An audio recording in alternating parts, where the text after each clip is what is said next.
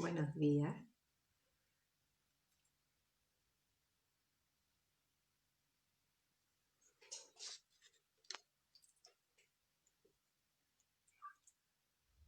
Hola, muy buenos días. Voy a esperar que se conecten un poquitito. Estamos ya con el invitado de hoy, que como todos muy bien saben es el doctor Etienne Claudet. Lo voy a presentar en este ratito antes de hacerlo entrar. Eh, Hola Vilma. Y vamos a esperar que se conecte un poquito más de gente. Mientras tanto, rápidamente les cuento que el lunes 20 nosotros tenemos un taller de una sola sesión de 2 horas que no se lo pueden perder, que está a un súper precio cuarentena para los que se quieran inscribir. Hola, hola, hola.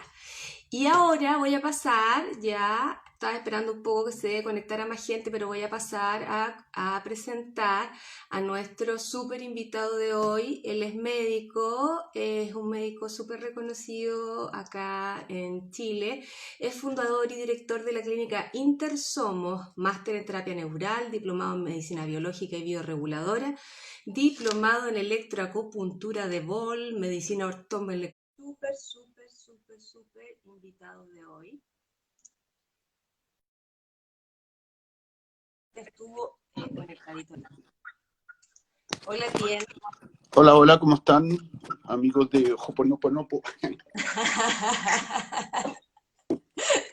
Yo me demoré cuando después de que hice mi primer taller, que tomé el primer taller de Hoponopono, me demoré más de un año en cachar cómo se decía. La verdad es que no es fácil. No, no te preocupes, vengo entrenando hace 2 días. Muy bien, muy bien. Y como buen doctor, bien Mateo, bien estudioso. Sí, así es. Así Oye, es. Tien, te quería partir preguntando primero que nada, tú como aproximación a la enfermedad respecto de otros médicos.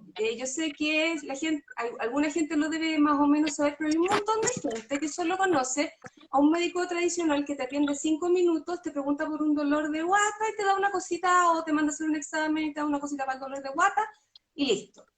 No sé por experiencia personal, porque yo me he atendido contigo, y por tu trayectoria, porque algo sé de tu trayectoria también, que tú tienes una aproximación diferente al respecto de la enfermedad, respecto de los enfermos, como que te paras desde otro lugar que tus colegas. Y también la clínica que ustedes, en la que ustedes participan, en la que tú eres fundador y todo lo demás, también tiene una visión de la enfermedad y los seres humanos distinta, y me gustaría que partiéramos por ahí, que me contaras un poco de dónde, cómo nace esta aproximación tuya. Bueno, en verdad, cualquier médico, sea de la línea que sea, su fin último, su añoranza es ayudar a la gente y sanar. En primer año de medicina igual siempre nos enseñaron que el paciente era primero, que la historia del paciente, pero algo pasa con la educación que después del segundo año nos olvidamos de eso y empezamos a entrar en hablar ya del número de casos, de estadísticas, de algoritmos que te llevan a un diagnóstico, y en eso se pierde la comunicación con el otro, con el paciente. Entonces, yo creo que el fin último de todo médico es sanar. Ahora, ¿cómo se llega a eso? Ahí está lo diferente, y nosotros nos quedamos con esa visión más integral, más global, y no nos quedamos metidos en los diagnósticos. Pensamos que el diagnóstico en sí es una manera de encasillarte a un nombre y a un tratamiento que es muy difícil salir de ahí. Y nosotros desde ese sentido la enfermedad la vemos como un camino que encuentra una persona como para salir de una crisis. Y mientras tú no sepas, no te des cuenta, no investigues por qué ese paciente entró en crisis y a raíz de eso necesitó hacer una enfermedad para poder seguir viviendo, es muy difícil poder ayudar a alguien a salir de una enfermedad, a no ser que sea una enfermedad aguda como una apendicitis, una amigdalitis, que eso es fácil, con un antibiótico, una operación lo saca adelante.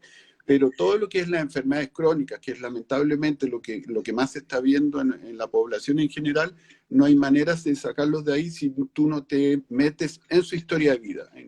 ¿Por qué tuvo que hacer una enfermedad para seguir adelante? Y a eso nos dedicamos, es como a recorrer el camino inverso, es cómo llegamos a eso.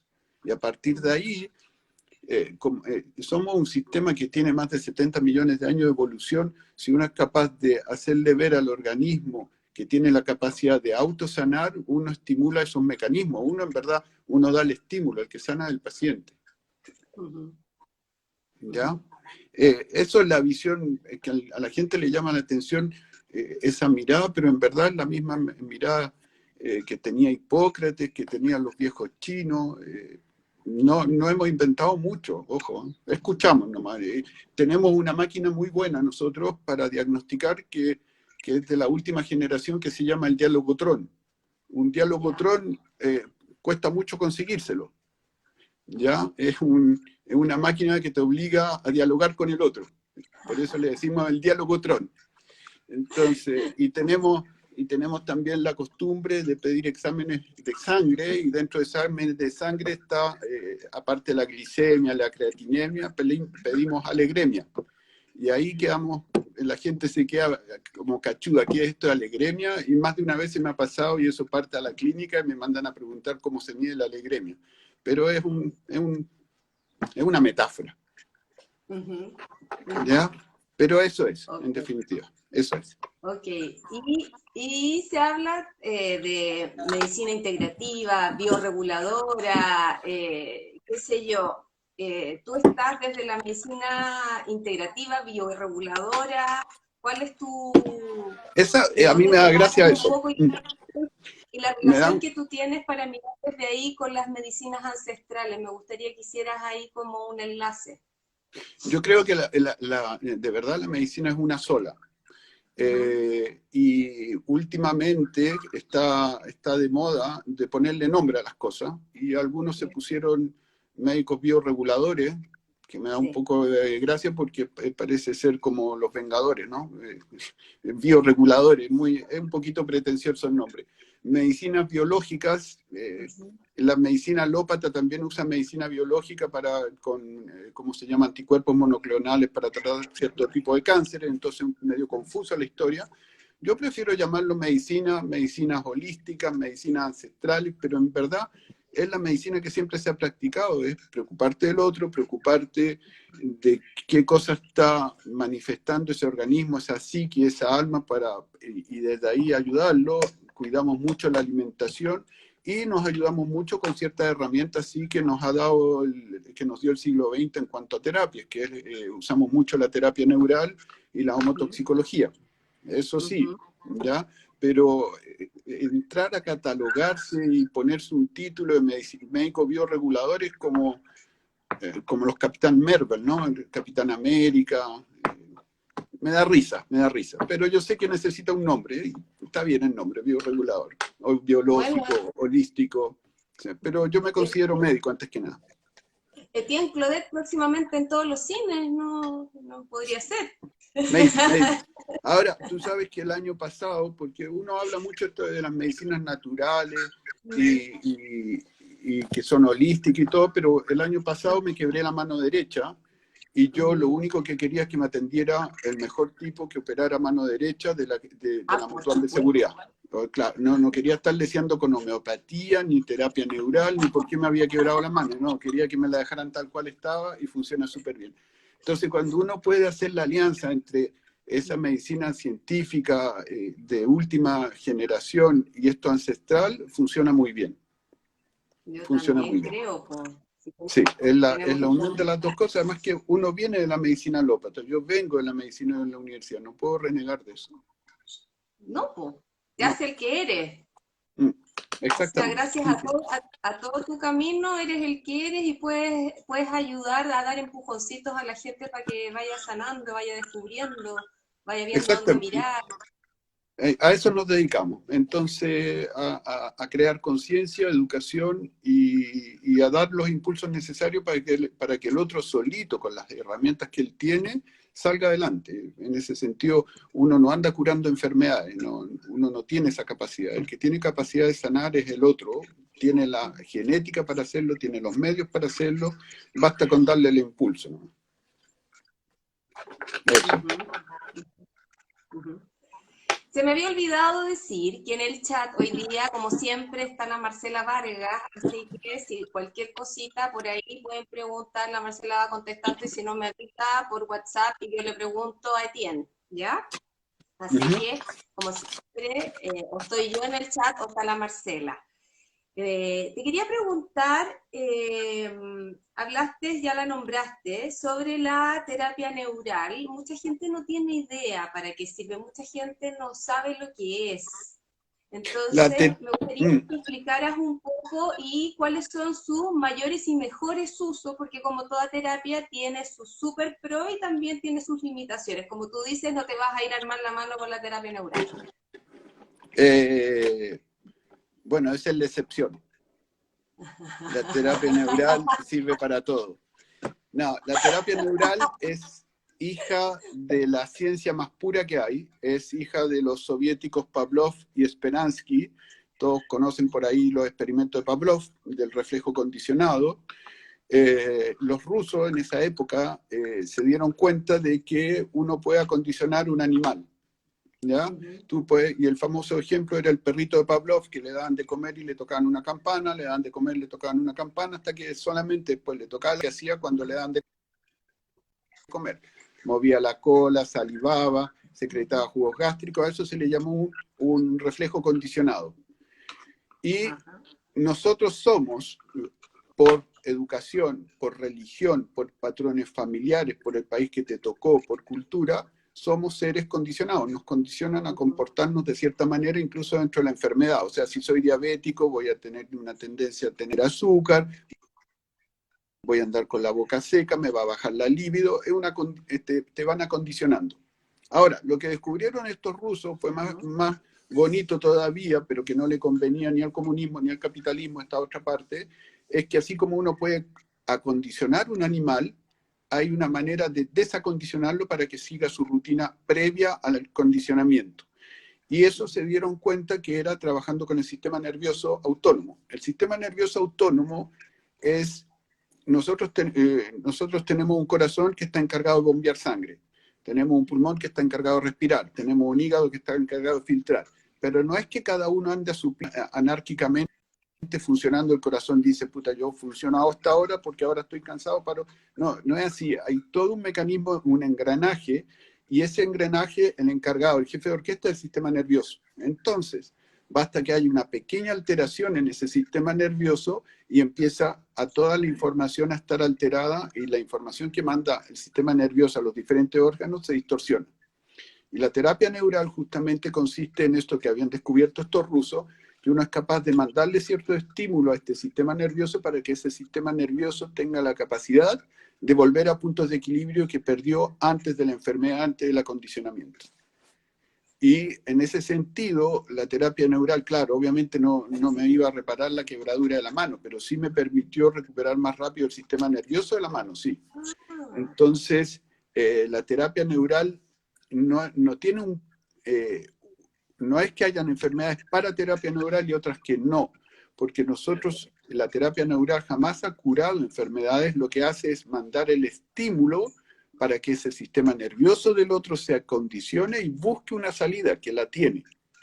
Siempre la tiene. El sistema nervioso, imagínate, son millones de años de evolución que compartimos con todos los vertebrados, siempre tiene esa capacidad de lo que nosotros llamamos la auto-eco-organización. Auto porque es propia, eco porque tiene que ver con tu entorno, y regulación porque es capaz de regularse solito. Basta con darle el estímulo.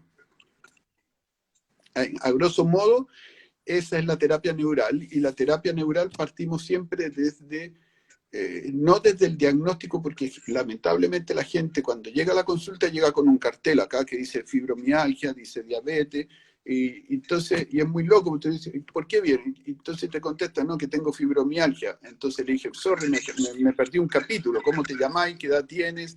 Y uno empieza con la historia, Y cuando tú empiezas con lo que nosotros llamamos historia de vida, en vez de historia clínica, nosotros hacemos historias de vida. Cuando empezamos con el relato, uno se da cuenta en la biografía del otro cuando hay un evento que se quedó pasmado en el sistema nervioso y cómo hay que ir a, entre comillas, resetearlo. Ahora, no es que haya un evento, son un conjunto de eventos, entonces uno va desbloqueando uno y van apareciendo otros con el tiempo. Entonces la gente viene por una jaqueca y me dice, puta, de la jaqueca anduve súper bien, pero desde que me pinchaste ando con dolor de la rodilla derecha, por ejemplo. Entonces uno ahí ya te está diciendo, ese ser, ese organismo, ese conjunto, cuerpo, psique y alma, te está hablando a su manera y algo, entonces uno empieza a indagar qué pasó con la rodilla, por qué la rodilla se está manifestando, y uno va y le manda un impulso otra vez para que solucione ese problema. Y así tenemos harto gente que literalmente se le ha sacado de los medicamentos, o gente, tenemos mucha, que están con unos cánceres hace 15 años y se mantienen ahí con su enfermedad. Y tenemos a uno que le decimos el niñito símbolo, porque Jorge tiene como 76 años, el año pasado se inscribió en una maratón, siendo un tipo que tiene un cáncer de próstata con metástasis de hueso, y terminó la maratón. Llegó último, pero terminó. Y él está feliz con esos eventos. Ahora lleva más de 15 años con esa enfermedad y se va a morir de cualquier cosa menos de eso, y eso él ya lo sabe. ¿Me entiendes? Pero claro, va a los exámenes y está ahí la cosa, solamente que uno llega como a un acuerdo con su organismo y funciona. Y ahora la terapia neural actualmente es parte de la malla curricular de los médicos en Alemania, en Suiza, en los países nórdicos y en Cataluña. Es parte de la malla curricular. Así que no es una... y la terapia neural tiene otra ventaja que yo creo que va a ser el gran nexo que va a existir entre la medicina alópata y las medicinas complementarias, porque como es hija de la ciencia pura, es pura ciencia, pero se mete en problemas filosóficos, metafóricos de lo que es la humanidad, de lo que somos el ser humano. Entonces se mezclan esas dos cosas y forman esta cosa nueva que es la terapia neural. Entonces, desde la terapia neural, cuando la gente viene con quimioterapia, cosas que quieren, hay mucha gente que cree que porque van a llegar acá uno les va a quitar todo, y no. Es un conjunto, Es muy bonita la terapia neural. Y no tiene contraindicaciones, eso es lo bueno, y no tiene efectos adversos. A veces dejamos un moretoncito por ahí, pero no deja de ser un moretoncito. Sí, pues, eso sí. Pero no tiene efectos adversos ni contraindicaciones. ¿Ah? Una vez me dejaste como colador entre la acupuntura y la terapia neural, salí como colador. Puede ser, sí, pero no pasa nada. Cuéntale un poquito, y súper brevemente, a la gente qué es lo que se inyecta cuando tú inyectas en la terapia neural. Con la terapia neural usamos un anestésico local, que nosotros podemos usar lidocaína o procaína en muy bajas concentraciones, porque no nos interesa el efecto anestésico. Y la gracia es que cuando uno usa los anestésicos locales, y eso está escrito en cualquier revista científica, los anestésicos locales de base son repolarizantes de membrana. ¿Qué quiere decir eso? Que le cambian la polaridad a los tejidos, a los tejidos. Qué sé yo, voy a ser burdo en esto. Si el nervio, la zona del tejido que estamos inyectando está en negativo, la cambiamos a positivo. Si está en positivo, a negativo. ¿Y qué pasa con eso? Va una información al cerebro, el cerebro dice, me pagaron o me aprendieron esto. ¿Qué pasó? ¿Por qué pasó? ¿Y qué hago? Entonces, tú vienes por una jaqueca y me dices, cuando chica me caí y me dolió la cabeza, y yo voy y pincho la cabeza, y si para el sistema nervioso tiene sentido esa información, él cambia el chip. ¿Me entiendes? Ahora, si tú vienes con la misma historia de jaqueca y todo, y a mí se me ocurre porque se me ocurrió, porque no te estaba escuchando, pinchar el codo, el sistema nervioso dice, ¿por qué me están pinchando el codo? No hay cambio en la información, sigue lo mismo. Ahora, si tú vas y me vienes y me dices, desde que me caí en el codo me vino jaqueca, obviamente que ese codo algo que tiene que ver en la jaqueca. Entonces ahí sí pinchamos el codo. Es un ejemplo, ¿no? De por qué a nosotros nos interesa tanto la historia de vida, de cómo la persona llegó a una enfermedad para poder desde ahí darle un impulso. Y la gracia de la procaína, la lidocaína a veces sí, pero la procaína no hay caso en el mundo reportado de alergia a ella. No hay caso en el mundo. El que encuentre uno que me lo mande, pero entonces la usamos libremente, en el sentido de que no nos vamos siempre a la segura con la procaína, que no hay efectos adversos y no tiene reacciones alérgicas. Ahora, la procaína no se encuentra mucho en el mercado por la sencilla razón que para lo que fue inventado, que era un anestésico local, es pésimo anestésico. No funciona casi. Por eso después se descubrió la lidocaína, dimencaína y todos esos anestésicos que se usan hasta el día de hoy. Pero la procaína no cumplía los requerimientos anestésicos, pero sí sirve como repolarizante de membrana. Hay una persona, Carolina, que estaba preguntando que si sirve para un síntoma agudo como un lumbago, hasta donde yo sé sí. Es que, ¿cómo se llama ella? Carolina. Carolina, bueno, es lo que dije al principio. Depende de la historia de vida. Que siempre me hacen la pregunta, ¿y sirve para esto? Depende de la historia de vida. O sea, porque puede ser que el lumbago de ella sea a raíz de que hace 2 semanas atrás, estoy dando un ejemplo, tuvo una gastritis que hace sensible el intestino comparte el mismo sistema nervioso que la zona lumbar, entonces puede ser un lumbago a raíz de un intestino irritable. O puede ser un lumbago a raíz de una operación del talón de Aquiles, por decir cualquier lesera, ¿no? Entonces, sí tienen solución en general, pero hay que ver la historia de vida. No es que haya, lumbago, vamos a pinchar punto 1, 2, 3, 4, 5. No. Hay otra persona que está preguntando, que yo creo que me imagino que es parecida la respuesta. Dice, si una persona está con cáncer de estómago y está con dolores, ¿esto le puede ayudar?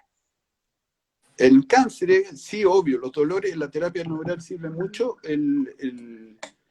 la terapia neural, y va más allá de los dolores, pero para el cáncer siempre, o sea, siempre le digo a la gente, cáncer, tirar toda la parrilla, o sea, hay que cambiar la alimentación, hay que usar suplementos vitamínicos, no hay que dejar al oncólogo que lo está en tratamiento y ayudarle a llevar una calidad de vida, como Jorge, que acaba de correr una maratón el año pasado teniendo más de 15 años, una metástasis de hueso de un cáncer de próstata. Se puede hacer. Pero no hay que ver a la terapia neural solamente como un recurso para calmar dolores, es mucho más que eso. Es un sistema, es un sistema complexus. Complexus no porque sea complicada, complexus es del latín y es tejiendo redes. Si tú le ayudas al organismo a tejer sus propias redes, ese organismo sana. ¿Me entiendes? Hemos visto muchos casos de cáncer. Y vuelvo a repetir, no es que la terapia neural cure cáncer o cure cualquier cosa. La terapia neural lo que hace es el impulso para que ese organismo recupere sus capacidades de autosanación. Que es eso es muy de las terapias más ancestrales, más naturales, ¿no? Sí, por eso te digo, pero a esos pacientes, que específicamente la persona está preguntando por un cáncer, ahí la medicina alópata, la medicina científica también tiene todo que decir, o sea, con un cáncer hay que irse con todo. ¿Ya? Hablaste hace un ratito de la homotoxicología. Cuéntanos un poco de la homotoxicología, porque también hay mucha gente que no sabe. La homotoxicología también se le llama homeopatía 2.0.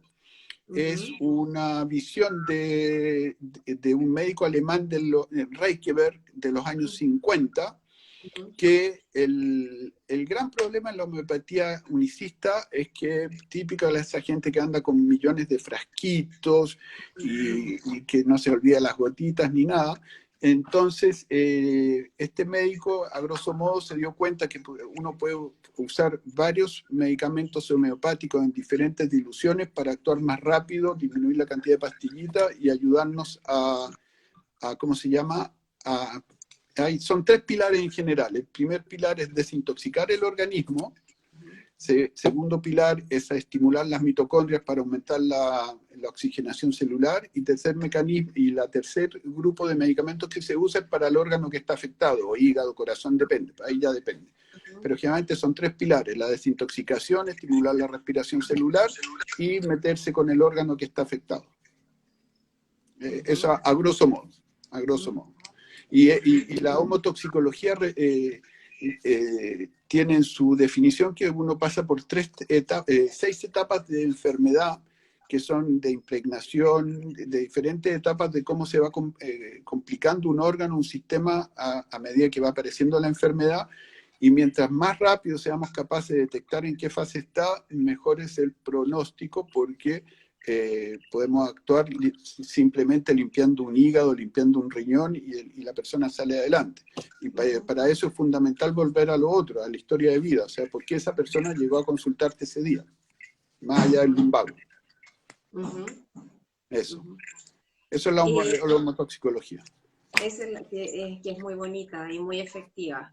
Y así uno anda con menos frasquitos. Por lo menos para mí... Sí, en general son 3. Claro. En general son 3, sí. Y volvemos a lo mismo. No tiene efectos adversos, no tiene complicaciones. Y eso. Y lo otro que nosotros hacemos es todo lo que es los suplementos nutricionales. Eso también hacemos mucho hincapié, que es lo que se llama lo ortomolecular. Justo te iba a preguntar de lo ortomolecular, de la alimentación. Sí. Que expliques un poco lo que es la alimentación ortomolecular y porque yo creo que hay que empezar o sea, además de lo que estamos viviendo de este virus, cuando hablaba el otro día contigo, estoy súper de acuerdo, se nos vienen muchos desafíos para nuestro sistema inmune. Entonces, sí. que hables un poco de eso. Ya, nosotros trabajamos mucho con... tenemos que tener en cuenta que en general estamos en una etapa de desnutrición celular. Tú puedes ver gente, inclusive que los exámenes salen normal de sangre, pero sabemos que la gente en general está siendo desnutrida celular. Puede ser que estés en tu peso óptimo, pero que tus células no estén recibiendo los nutrientes adecuados. ¿Y eso por qué? Porque cada vez estamos consumiendo más azúcares, estamos consumiendo más alimentos refinados, más alimentos con, ¿cómo se llama?, conservantes, preservantes, saborizantes, colorantes, pesticidas, herbicidas, etcétera, que son químicos que han sido descubiertos en los últimos 100 años de la historia de la humanidad, cuando nuestra genética tiene como 70.000 años. Entonces, en general, el organismo no sabe qué hacer con esas sustancias y las empieza a acumular en el hígado, sobre todo, esperando tener el momento de saber qué hacer con ellas. Pero mientras tanto, todos los nutrientes que normalmente deberían pasar se van quedando estancados, como un taco en los autos, o sea, se van quedando estancados sin poder pasar y no llegan a la circulación. Eso es un problema. Y el otro problema es que, como en general la tierra está cada vez más pobre, cuando chico se comía una lechuga, esa lechuga la aliñaba y era crocante cuando la comía. Ahora le echan limón a una lechuga y se marchita enseguida. O sea, eso de nutrientes no tiene nada. O sea, no tiene minerales, no tiene vitamina, y además vienen en una esponjita chica, así, ya no vienen con tierra, ¿cachai? Entonces, cada vez sabemos que lamentablemente tenemos que suplir, tenemos que darle al organismo una cantidad adecuada de minerales, vitaminas y aminoácidos. Y eso es la famosa ortomolecular, es saber qué minerales, qué vitaminas y qué aminoácidos necesita una persona para las necesidades que tiene en ese momento, según la enfermedad, etc. Y efectivamente ahora estamos todos en esta pandemia preocupados con el COVID, nos inundan de información por todos lados en los diarios y hay lo que nosotros llamamos la infobesidad, o sea, nos están creando una obesidad de información y como que la solución de esto va a ir por la vacuna. Y según datos de una revista médica, Lancet, que es bien famosa, en un año normal, hicieron un estudio del 2014 al 2016, en años normales de la influenza humana hay de 300 a 650.000 muertes año. Y la vacuna, que también es el de la influenza, un virus ARN, o sea, igual que este coronavirus, la vacuna tiene una efectividad del 45%. O sea, cuando descubran la vacuna de no va a ser efectiva al 100%. Entonces, la solución no va por la vacuna. La vacuna va a ser solución para los abuelos, para la gente de riesgo, pero no va a impedir que nos vuelvan a pasar epidemias. Entonces, Lo que hay que hacer es lo que nosotros llamamos la inmunonutrición, o sea, cómo desde la nutrición tú puedes fomentar, puedes ayudarle a ese sistema inmune, y es muy sencillo, o sea, es un par de vitaminas que le está faltando al sistema y un par de minerales que le está faltando. Ahora, en las noticias sale que el zinc, el famoso, todo el mundo anda loco con el zinc. ¿Pero por qué? ¿De dónde salió esto del zinc? Bueno, efectivamente el zinc estimula unas células que tenemos que se llaman las natural killers, o sea, asesinos naturales, nuestro propio organismo fabrica una célula, imagínate, tiene el nombre de Terminator, natural killer. Entonces, si tú eres capaz de estimular esa célula, chuta, coronavirus que se aparezca o bicho que se aparezca, estas son células asesinas, son unos verdaderos matadores que tenemos ahí adentro. Pero claro, si le está faltando al pobre zinc para funcionar, tiene la mitad de sus recursos que necesita. Y eso es lo ortomolecular en general, o sea, potenciar los minerales, vitaminas, aminoácidos y los aceites omega 3. O sea, Eso. hoy día para el invierno que estamos viviendo, que yo creo que es más es un gran susto, y un gran susto para que el sistema inmune no reaccione, porque con tanta información que uno ve, a lo mejor para ti que eres médico y con la visión que tienes y con toda la información que tienes, tú estás tranquilo. Pero yo creo que la mayoría de la gente en sus casas está muerta de miedo. Y cuando yo estoy muerta de miedo, mi sistema inmune se queda paralizado, porque secreto estrés, porque... Es que cuando el tema, a eso le llamamos infotoxicación y infobesidad. Pero lo que pasa es que cuando tú recibes una señal de alerta, cualquier sea ella, o sea, o que te van a asaltar, o que viene el coronavirus, como te están haciendo ahora, se activan unas glandulitas, unos núcleos que tenemos en el cerebro que se llaman las amígdalas cerebrales, que no tienen nada que ver con las amígdalas que tenemos acá. Y esas amígdalas las compartimos, es parte de nuestro cerebro reptiliano, que lo compartimos con todas las especies, y esos núcleos son los encargados de activar el estrés. Y pasan dos cosas. Uno empieza a secretar adrenalina, le manda una orden a las suprarrenales para que fabriquen cortisol y adrenalina, que son las hormonas del estrés, pero por otro lado, y que eso es más terrible, manda una orden a los lóbulos frontales que tenemos acá adentro, que son nuestros lóbulos pensantes, y le cortan la irrigación, o sea, como que le bajan el oxígeno a estos lóbulos frontales, entonces uno se pone irracional, uno empieza a actuar por miedo. Y el miedo te hace o ir a la lucha o salir arrancando. Y el problema es que cuando tu organismo recibe la orden de las suprarrenales que secreten cortisol, el cortisol es inmunodepresor. Por eso es como los corticoides. El cortisol es lo que fabricamos nosotros mismos y el corticoide es lo que se fabrica en la industria farmacéutica, pero es lo mismo. Son antiinflamatorios, pero también son inmunosupresores. Te bajan las defensas. Entonces, mientras más estresado estás, más miedo tienes, más te bajan las defensas, paradojal. O sea, yo que tengo un poco más información y qué sé yo, y que más o menos sé lo que tengo que comer, lo que tengo que tomar y todo, así todo, cuando voy al supermercado, voy a hacer las cosas que tengo que hacer, igual te entra susto, porque es demasiada información, es demasiado la sobreinformación, es como el miedo al miedo. Es difícil en este momento, con la cantidad de información que entregan los medios de comunicación, que entrega el gobierno, mantenerse tranquilo y voy a confiar que mi sistema inmune me va a defender. ¿Podría decirle a la gente, por lo menos el de suplementación que a lo mejor tendría que estar haciendo hoy día, de vitamina D3, B, no sé, C? ¿Cuánto tiempo nos queda? Nos queda como 25 minutos. Ya, antes de salirse del estrés, es importante saber que cuando en general, como les dije, estamos hiponutridos y con un hígado sobrecargado de tóxicos. El gran problema es que cuando tus suprarrenales empiezan a secretar cortisol, que es la hormona del estrés, el cortisol, la gracia que tendría que hacer es actuar poco tiempo, y el encargado de degradar ese cortisol es el hígado. Pero si el hígado no está en esa capacidad, nos vamos intoxicando de cortisol y el cortisol se empieza a depositar en diferentes órganos y sistemas.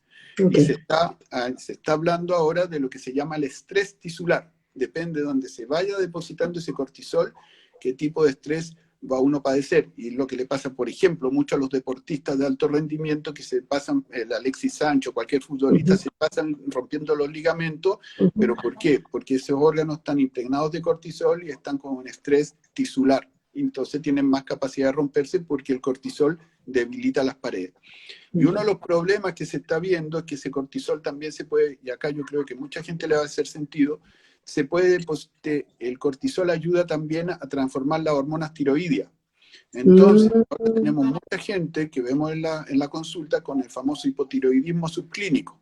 Que le dijeron que tiene hipotiroidismo, pero que los exámenes salen normal, excepto la T3. Bueno, y lo que pasa es que el cortisol impide la transformación de una correcta hormona tiroidea y te forma una hormona tiroidea reversa, que en los exámenes sale normal, pero que no hace nada en el organismo. O sea, es como andar con un placebo de hormona tiroidea.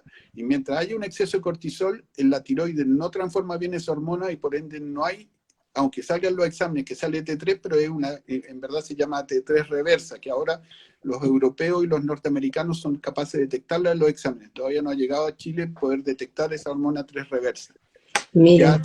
Que sale normal en los exámenes, pero que no tiene ninguna función. Entonces la persona sí se comporta como un hipotiroideo, anda con frío, tiene tendencia a engordar, anda con sueño, etc. Pero es por exceso de cortisol.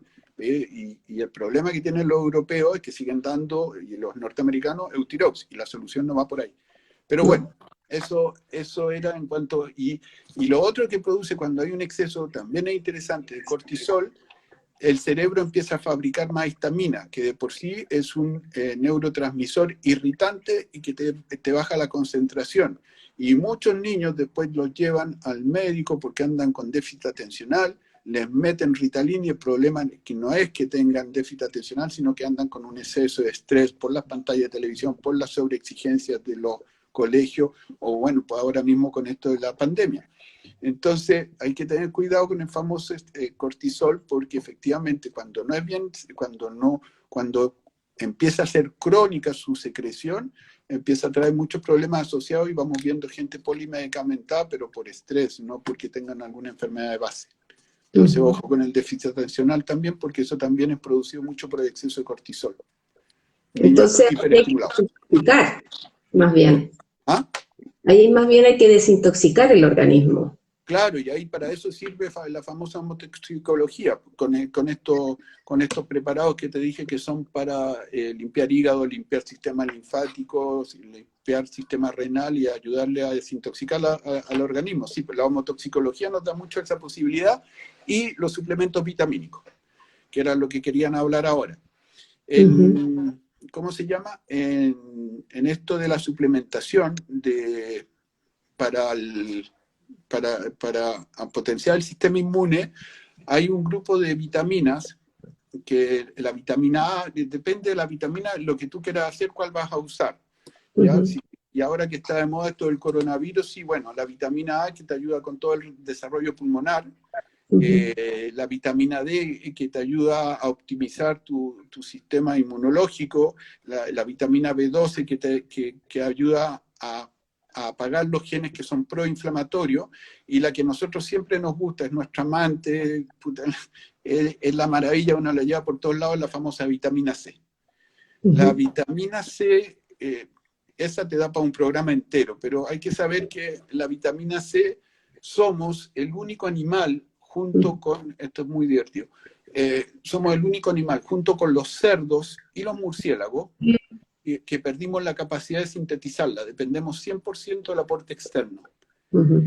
Y actualmente, hace como unos 10 años, en los nuevos papers científicos que están saliendo, la vitamina C, que fue mal catalogada de micronutriente porque es un macronutriente, se la llama hormona antiestrés. En el año 1970, el padre de la vitamina C, o sea, el que descubrió sus beneficios, que era Linus Pauling. Linus Pauling a todo esto fue doble premio Nobel, o sea, no cualquiera tiene 2 premios Nobel de su vida. Con uno, puta, ya es difícil. Bueno, Linus Pauling tuvo 2 premios Nobel, y él publicó en el año 70 un libro que se llamaba La vitamina C.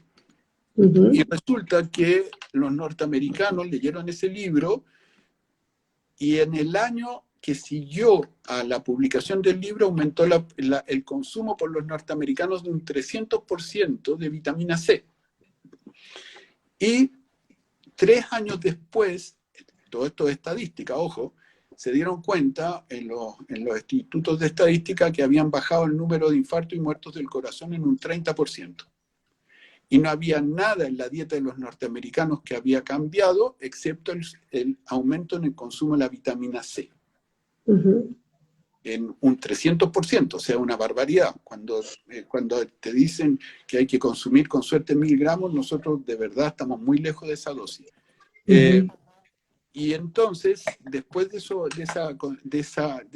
que se dieron cuenta de que aumentando el consumo de vitamina C disminuían las enfermedades cardiovasculares y los infartos, actualmente en Estados Unidos hay 2 grandes escuelas en cardiología, una que siguen queriendo meter stent y toda la aparatología médica, que es mucha plata de por medio, y una escuela de medicina norteamericana que usa la vitamina C en la vena literalmente para destapar la arteria.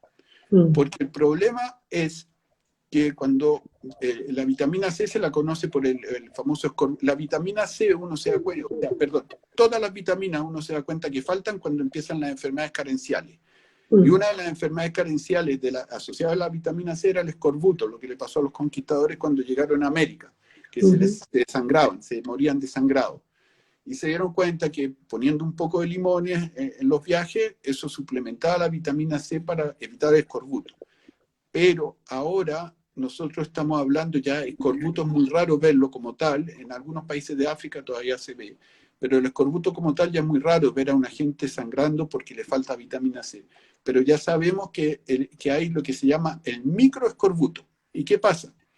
El microescorbuto son ya déficits más sutiles de vitamina C que pasan en el organismo y se van rompiendo las arterias por dentro.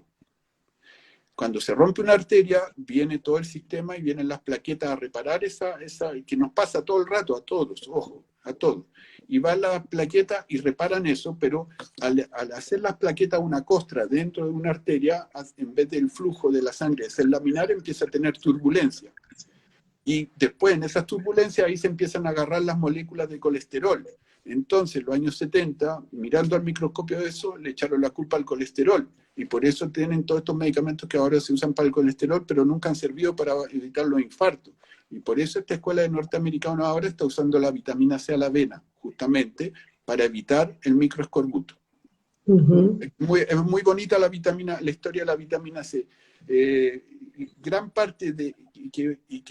Lo triste de la historia es que como cualquier vitamina, al no poder ser patentadas porque son sustancias que da la naturaleza, hay cero interés en investigación. No es interés de un laboratorio hacer vitamina C porque no hay royalty de por medio. Pero lo que no sabe la gran mayoría de la gente, que los grandes casos de ébola que se curaron fue gracias a la vitamina C a la avena. Hubo una epidemia de poliomielitis en los años 50 en Estados Unidos. Todo esto está documentado, ojo. Y cómo lo recuperaron y las tasas de menor mortalidad o de daños neurológicos que quedaron fue en los estados donde se usó vitamina C a la avena. Entonces la vitamina C tiene múltiples funciones más allá de la inmunidad. Es el principal cofactor que hace que tu cuerpo absorba el fierro, es el que hace que hagas colágeno, o sea, también sirve para las arrugas, los que andan interesados en la arruga. Te sirve para quitar histamina, o sea, es una gran consumidora de histamina. Histamina es el neurotransmisor que nos anda a ser irritable. La vitamina C tiene puras ventajas y la damos en dosis altas. Nosotros usamos dosis altas de vitamina C, y que muchas veces hasta me llaman los farmacéuticos a ver si uno no se equivocó en la dosis. Pero no nos hemos equivocado. Pero sin azúcar, me imagino. Buena pregunta. Sin azúcar, porque a todo esto, todos los animales fabrican vitamina C a partir del azúcar. Si uno va al Wikipedia y mira una molécula de azúcar y de vitamina C, se diferencian apenas por 4 átomos de hidrógeno, perdón. Son idénticas, se diferencian en 4 átomos de hidrógeno. Y todos los animales fabrican su vitamina C a partir del azúcar. Nosotros, como perdimos esa capacidad, entonces el azúcar compite con la vitamina C, compiten por los receptores. Y siempre el que va a tener la prioridad es el azúcar, porque el azúcar es fundamental para la energía. Entonces, si tú tomas vitamina C con azúcar, se pierde la vitamina C. O sea, y el colorante, los azúcares la inhiben, entonces cuando tú te compras una de estas vitaminas C que hay en el mercado que vienen con burbuja y colorante, en verdad le sale más barato comprar Fanta, un poco más rica y no sirve de nada. Esa es la idea. Y eso es con la vitamina C. Ajá. Entonces, tú has nombrado el zinc, la vitamina A, la vitamina C. Sí, la D. Ya. La D3, ¿no? Sí, la vitamina D, sí. Y los aceites omega. Los omega, porque son antiinflamatorios y eso, ¿no? Los omegas tienen la capacidad de hacer y deshacer inflamación. Y hay unas moléculas que se llaman las resolvinas, que se fabrican a partir de aceite omega 3. Y como su nombre lo indica, resolvinas, es como que resuelven la inflamación. Entonces, para poder tener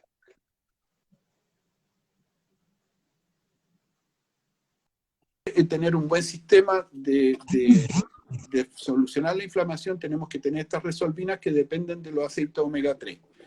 Y ¿cómo se llama? Y la inflamación crónica mínima persistente, si es que no se soluciona, es la que le da paso a la hipertensión, a la diabetes, a las enfermedades crónico-degenerativas.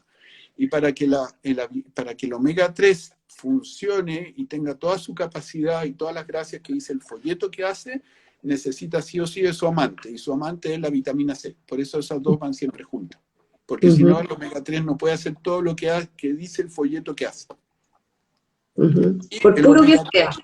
¿Ah? Por puro que sea, no puede. No puede, sí. Y la otra cosa es que un omega 3 tiene que ser de calidad farmacéutica, no nutricional. Y eso son normas IFOS.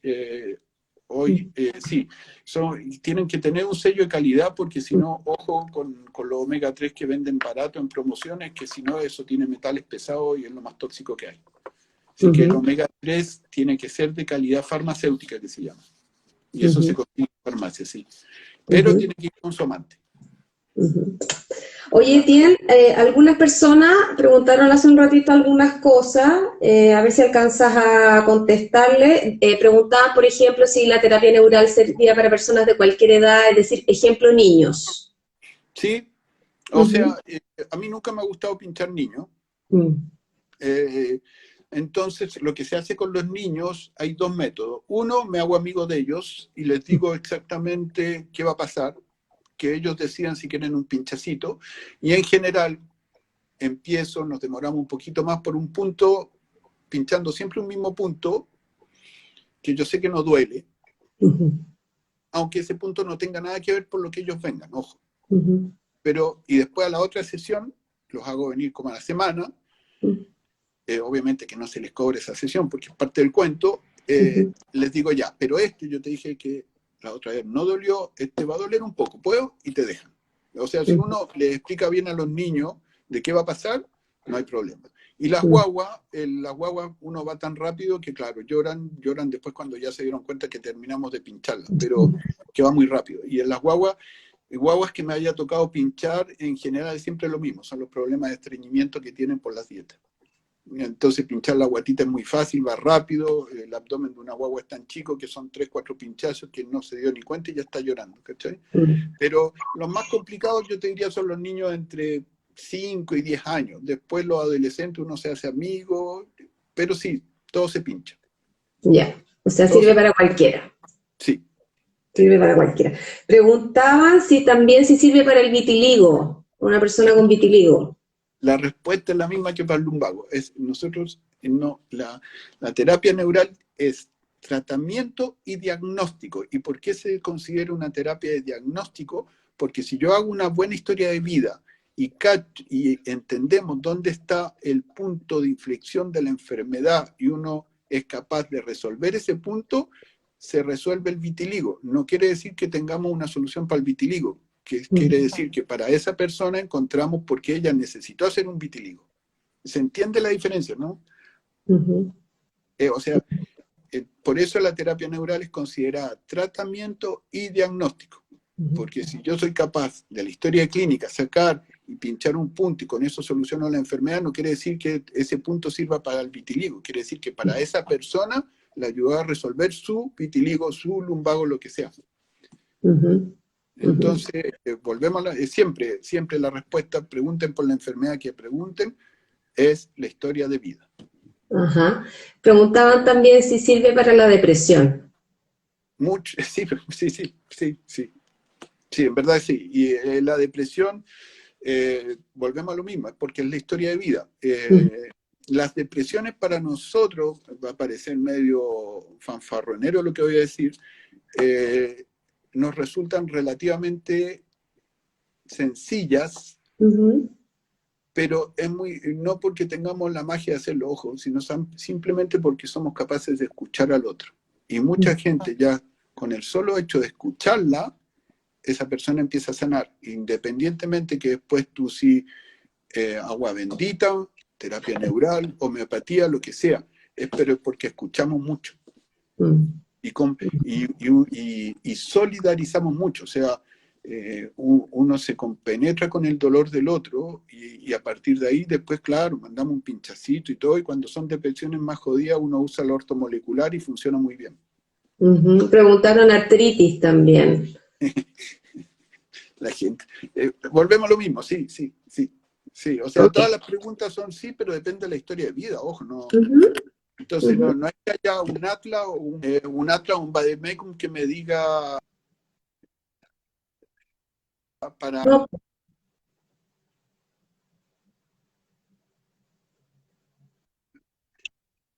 Un vademecum que me diga para esto pinchar esto, ¿me entiendes? Es por historia de vida. Por es supuesto. totalmente singular, irrepetible, individual y cambia de consulta a consulta. O sea, tú vienes hoy por una artritis, ya vienes a control en un mes más, el foco sigue siendo tú, no la artritis. ¿Ya? ¿Qué te pasó después de la artritis? ¿Qué sentiste? Y eso nos va dando pistas para dónde va la aguja, si es que tiene que ir aguja otra vez. ¿Entiendes? El foco siempre es la persona, no la enfermedad.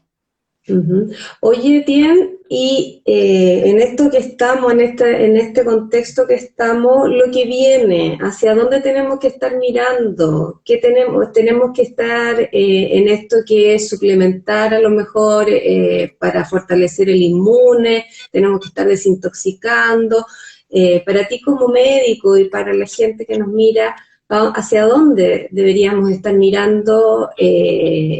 Porque digamos, el coronavirus seguramente en un tiempo se va a terminar, o sea, va a continuar, pero de otra manera y va a venir otra cosa, ¿no? Sí. Mira, hay un concepto que también me gusta mucho, que se está hablando hace como 3, 4 años, dos cosas. Uno que se llama la sindemia. Sindemia, si uno va a buscar, y ya está, o sea, sí, las sindemias son cuando hay por lo menos 3 pandemias que se autorretroalimentan. Esas 3 pandemias que hay y que generan más cronicidad de las cosas son calentamiento global, desnutrición y obesidad. Es muy loco, esas 3 epidemias se están autonutriendo solas, porque para que haya obesidad tiene que haber sobreconsumo de alimentos refinados, que te hace deforestación, que te hace calentamiento global y que te hace una desnutrición celular y que te crea enfermedad en definitiva. Entonces, más allá de los cambios de hábitos personales, para mí es que hay que replantearse nuestra manera de vivir, no solamente y salir del antropocentrismo, o sea, no somos el centro de la vida, nosotros vamos a pasar muy rápido, así como vamos. Entonces, cuando ser ecológico no quiere decir que la gente confunde, ¿eh? Dice, no, que yo soy ecologista, ¿y qué hace? No, que cuido los árboles. Mentira, o sea, ser ecologista es que puede hacer la naturaleza por ti, que vaya a andar haciéndole favores a un árbol, ¿me entendí? O sea, que seguimos en esa prepotencia de creer que podemos actuar en algo y viene un virus y nos pone de rodillas. Somos capaces de ir a la Luna, mandar a Marte en nave, somos capaces, y un virus te está poniendo de rodillas, que algo tenés que aprender. Sí, claro. Entonces, está bien los suplementos, está bien esta medicina de la conciencia, pero yo creo que hay que cambiar radicalmente nuestros sistemas de vida y solidaridad, porque es impresionante lo que uno está viendo. La gente está muriendo actualmente de hambre y no tanto de coronavirus. Y nos vamos a dar cuenta... Bueno, las poblaciones están... Las poblaciones, la gente se está muriendo de hambre. Sí. Exactamente, o sea, estamos más ante una epidemia de ver el virus nos vino a mostrar una foto de lo que somos, en verdad. Uh-huh. Y lo otro que nos gusta mucho hablar es de la famosa licuefacción de las masas. O sea, como que ya se han perdido tanto los referentes en líderes de opinión, líderes políticos, que se licúa, todo esto parece como una majadera. Y uno cuando fue a las manifestaciones o veía, no habían banderas en definitiva, no habían banderas mapuche y de diversidad sexual, pero no habían banderas políticos, no estaba el Che Guevara, no estaban todas esas cosas que uno estaba acostumbrado a ver. Entonces, ¿qué quiere decir? Que no hay líderes, no hay de dónde agarrarte y decir, para allá va la moto. Entonces quiere decir que si no hay líderes, bueno, tenemos que empezar a ser líderes de este camino que empieza, y eso es no por uno ya está viejo, pero por los cabros que vienen detrás. ¿Me entiendes? Esas son las dos cosas que nos aferramos mucho nosotros. Uno, al concepto de sindemia. No es que vaya a ser esta pandemia y después vamos a seguir produciendo como locos y vamos a volver a los ritmos de antes, porque si no, no entendimos nada. Y lo otro es la licuefacción de las masas. O sea que está todo tan revuelto, y eso lo dice la física cuántica, que como no hay... la física cuántica en definitiva te dice que tú no tienes cómo saber qué va a pasar en un minuto más. No. Si tú no tienes que saber qué va a pasar en un minuto más, por ende, obligatoriamente todas las puertas se te abren. Pero estamos acostumbrados a un mundo de A implica B, y uno creía que si trabajaba, ahorraba, iba a tener su auto, una jubilación, pero eso era mentira. Ahora te das cuenta que es todo mentira. Entonces, siempre la ciencia te da esa solución, porque si no es muy fácil hablar de los angelitos y que va a venir la luz y nos va a sanar, pero la ciencia te lo está diciendo. No tienes cómo saber qué va a pasar en un minuto más, por ende todas las puertas se te abren. Si todas las puertas se te abren, si uno pone la conciencia y la energía en que se abran ciertos caminos, se van a abrir esos caminos. Es que así parece fácil, pero es fácil. Es cosa de conciencia. Sí, ir tomando conciencia día a día, de a poco, porque yo creo que los desafíos son muchos, tenemos muchos desafíos por delante, son personales y son colectivos, y cuando uno toma 100% conciencia te das cuenta que estamos todos relacionados y que lo que, si yo afecto al del lado, también me afecta a mí. O sea, no puedo estar indiferente a lo que está pasando más allá, porque el otro también es parte mía. ¿Tienes? Sí. Dale. No, y por supuesto, y ese otro es no solamente tu vecino, es tu hijo, tu mamá, tu tío, tu abuelo, tu amigo. O sea, no es solamente la persona que vive por allá en Rancagua, ¿no? Uno lo ve a diario. Hay un estudio que dice que basta solamente con 6 contactos y tú estás en relación con todo el mundo. Solamente con 6 contactos. Es que es muy loco. Por ejemplo, tú tienes un paciente X que conoce al ministro, que conoce al presidente, y este conoce a todos los presidentes del mundo. Está ahí en relación con todo el mundo ya. O sea, son pocos contactos que uno necesita para estar todo interconectado. Lo que pasa es que no nos damos cuenta. Así es. Etienne, se nos está acabando el tiempo, pero esta conversación realmente ha sido un gusto, un placer, te lo agradezco de todo corazón. Yo lo pasé muy bien, espero que le haya servido a todas las personas que nos estaban viendo, y espero que lo hayas pasado bien también tú. Sí, gracias a usted, muy simpático. Gracias. Ya, Etienne, muchas gracias. Chao, chao. Nos vemos, chao.